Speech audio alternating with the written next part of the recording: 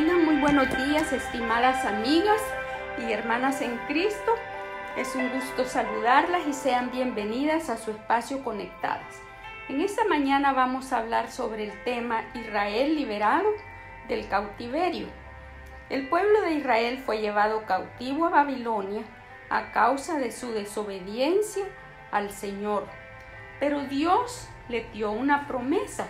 Allí en Jeremías 29:10 dice: porque así dijo Jehová, cuando en Babilonia se cumplan los 70 años, yo os visitaré y despertaré sobre vosotros mi buena palabra para haceros volver a este lugar. Ahora en Esdras capítulo 1 del 1 al 3, ahí tenemos la promesa de Dios cumplida. Dios inclinó el corazón del rey Ciro para que emitiera el decreto donde los israelitas quedaban libres y podían regresar a Jerusalén. Aquí podemos ver dos cosas. Una, la autoridad absoluta de Dios sobre los gobernantes terrenales. Él siempre lleva adelante sus propósitos. También podemos ver la fidelidad de Dios hacia su pueblo. En el capítulo 2 tenemos la respuesta del pueblo ante la liberación. Regresó el primer grupo con Zorobabel como líder, y cuando ellos ya regresaron a Jerusalén, nos relata dos cosas. Una, que el altar fue restaurado, el culto, eso lo tenemos allí en capítulo 3 del 1 al 7. Dice que ofrecieron sacrificios y celebraron la fiesta de los tabernáculos. Pero ahora sí vamos a leer allí en Esdras capítulo 3 del 8 al 13. Esdras capítulo 3 del 8 al 13, que dice así: en el año segundo de su venida a la casa de Dios en Jerusalén, en el mes segundo, comenzaron Zorobabel, hijo de Salatiel, Jesúa, hijo de Josadac, y los otros sus hermanos, los sacerdotes y los levitas, todos los que habían venido de la cautividad a Jerusalén, y pusieron a los levitas de 20 años arriba para que activasen la obra de la casa de Jehová. Jesúa también, sus hijos y sus hermanos, Talmiel, sus hijos, hijos de Judá, como un solo hombre, asistían para activar a los que hacían la obra en la casa de Dios, junto con los hijos de Nadab, sus hijos y sus hermanos levitas. Y cuando los albañiles del templo de Jehová echaban los cimientos, pusieron a los sacerdotes vestidos de sus ropas y con trompetas, y a los levitas, hijos de Asaf, con címbalos, para que alabasen a Jehová, según la ordenanza de David, rey de Israel. Y cantaban alabando y dando gracias a Jehová, diciendo: porque Él es bueno, porque para siempre es su misericordia sobre Israel.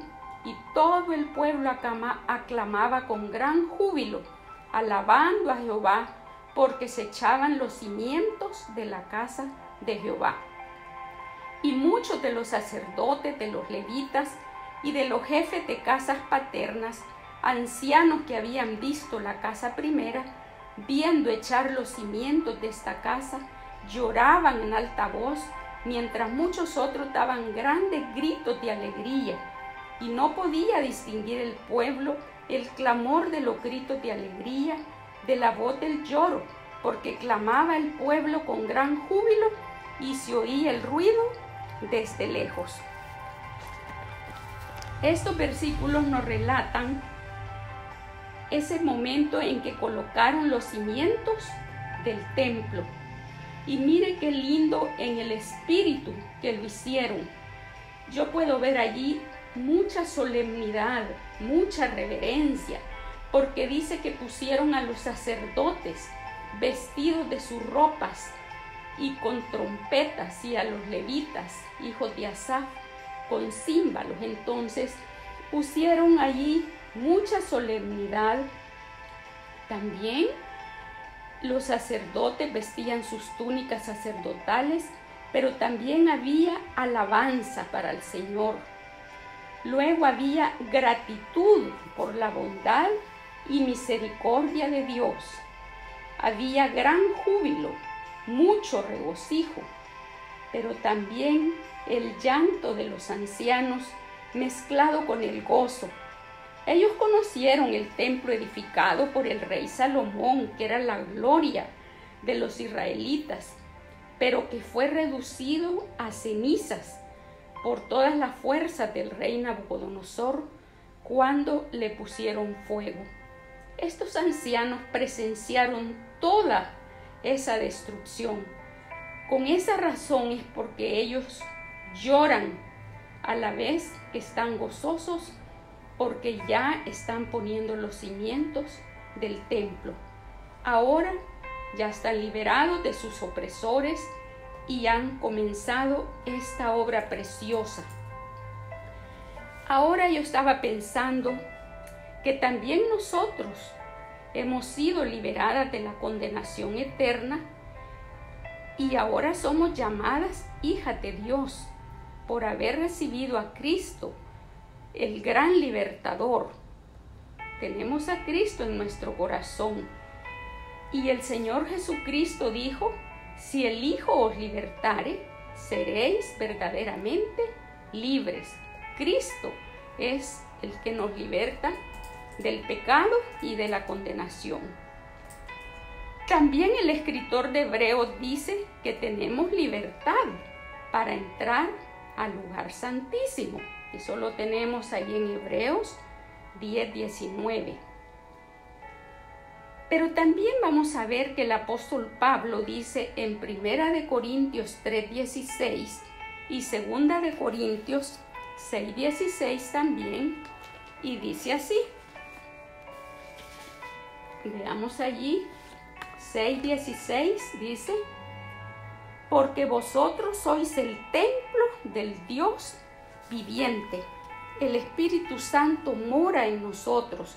Y el versículo 16 de 1 Corintios 3 dice: ¿no sabéis que sois templo de Dios y que el Espíritu de Dios mora en vosotros? El Espíritu Santo mora en nuestro corazón. Mire qué gran privilegio. Pero ¿cómo estamos alimentando ese templo?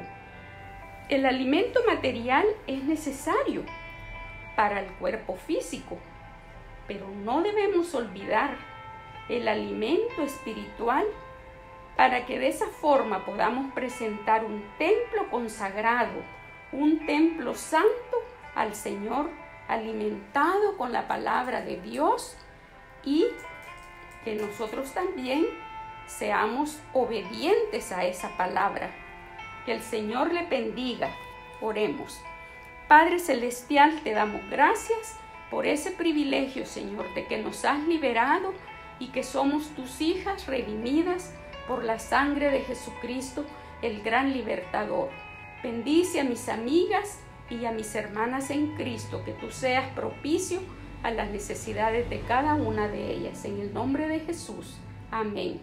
Y ahora sí, hemos llegado al final de nuestro programa y les recuerdo que no hay mejor manera de vivir que estar conectadas con el Señor Jesucristo, el gran libertador.